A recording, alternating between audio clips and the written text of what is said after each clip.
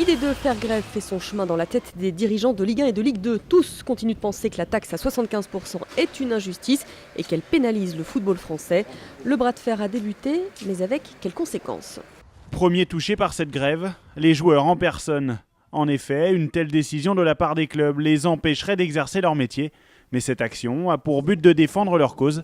Alors pas question de bras de fer, mais plutôt d'alliance. Même si on devait être contre cette mesure, on ne veut pas jouer tout seul. C'est eux qui organisent les matchs, donc on aurait pu être contre et en même temps être obligé de la faire. Mais là, sur le principe, nous on trouve que c'est normal parce que notamment les acteurs, les chanteurs, les artistes, il y a finalement que le football qui est concerné. Et donc ça, c'est pas normal. Si la grève a lieu, la Ligue de football professionnel à laquelle les clubs adhèrent devra trouver une solution.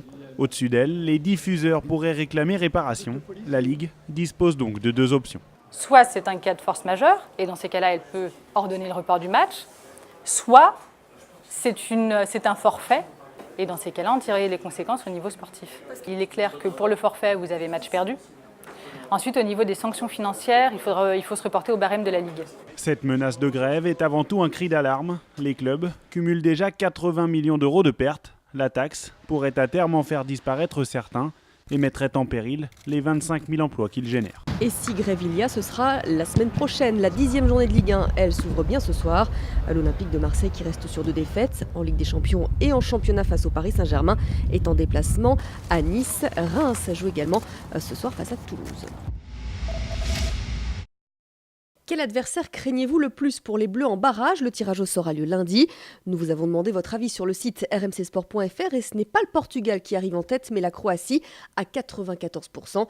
La Grèce reste selon vous le tirage le plus favorable. Ce qui est certain en tout cas, c'est que les Bleus auront besoin du soutien de tout le monde. Je trouve que c'est très très sévère. Je ne pense pas que ça représente vraiment ce que pensent les Français de l'équipe de France.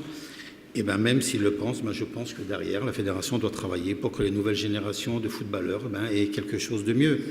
Voilà, une meilleure image. Quand 1 ou 2 ou 3 sportifs de haut niveau se comportent mal, c'est vrai qu'on en parle tout de suite. Et quand 1 ou 2 ou 3 journalistes se comportent mal, on en parle peut-être moins.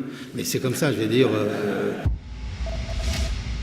On est loin de la déculottée annoncée pour son premier match en Euroleague. Nanterre a perdu certes, mais après une belle bataille face au CSKA à Moscou. Le score 62-59 pour les Russes. Pas facile de passer si près du succès. Je ne peux pas dire que je suis fier aujourd'hui. On parlera de ça dans 2-3 jours. Peut-être quand je verrai le match à la télé ou je verrai la vidéo et tout ça. Mais à l'heure d'aujourd'hui, le sentiment, il est comme Johan. On est vraiment dégoûté d'être si près de la victoire. On perd de 3 points contre Moscou. Est-ce que demain, on aura cette chance ?